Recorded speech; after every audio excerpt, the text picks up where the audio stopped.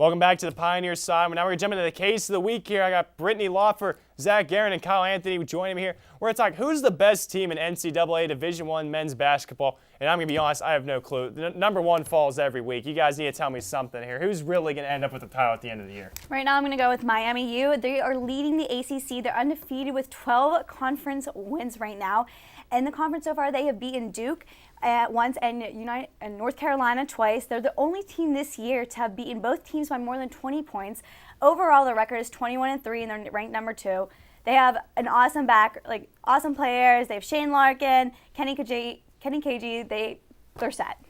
All right, Brittany, you got Miami. Zach, who do you got in the end coming out of this? All right, I'm going to take Mike Bray and the 21-6 Notre Dame Fighting Irish. I'm going to take them.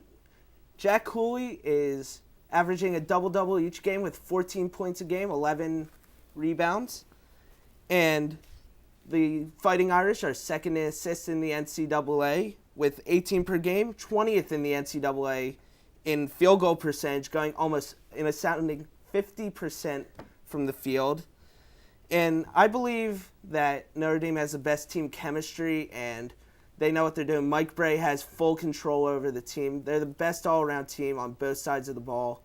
They've held opposing teams to under 60 points over 4 times this season, and that's why I believe they're the best team. So we have the ACC represented, the Big East represented. Who you got in the end coming out of this, Kyle? Well, I'm going to the SEC, and I'm going down to the Swamp, and I'm taking the number 4 ranked Florida Gators, who are 21-3, 11-1 in SEC. In their 11 SEC wins, they won by an average of 14 points. I mean, this team has 5 starters last year who were on their Final Four team. They're all coming back. This team has played a lot of basketball together. They're one of the best defensive teams in the country. They average 74 points a game, and they're 6th in the country in field goal percentage.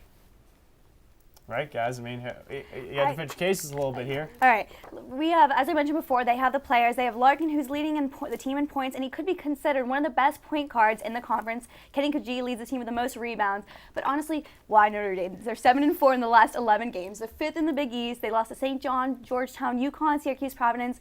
Their next opponent is Marquette, who has really good field goal percentage, and they're good all around the perimeter.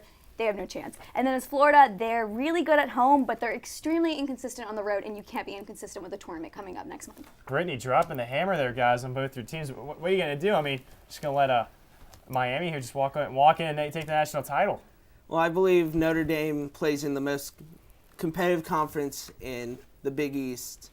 You got Villanova, you got Pitt, all kinds of ranked teams all over the rankings. Notre Dame has been dominating. They had, of course, the 5 overtime win over Louisville. And after that, the game after that against DePaul, they also won in overtime. They've had so much momentum running for them lately. And last night, they just beat 20th ranked Pitt. And I believe this will all carry into the Big East Conference and then onward into March Madness. Now, listen, I mean, Notre Dame, they're a good team, but they have inconsistencies. I mean, they don't score the ball consistently enough, and that's a big problem. And the Big East isn't as strong as it used to be. Then we go to Miami. I mean, Miami is a really young team. They played down to their opponents. That's why they almost lost to Clemson, who is unranked and one of the worst teams in the ACC. And their wins against Duke is kind of tarnished because Duke's 2 best players, the one was injured, and the one didn't play because of injury. Then against North Carolina, their point guard had just come off suspension. So that win isn't validated. And the RPI of the teams they lost to is 75, which is one of the worst in the country.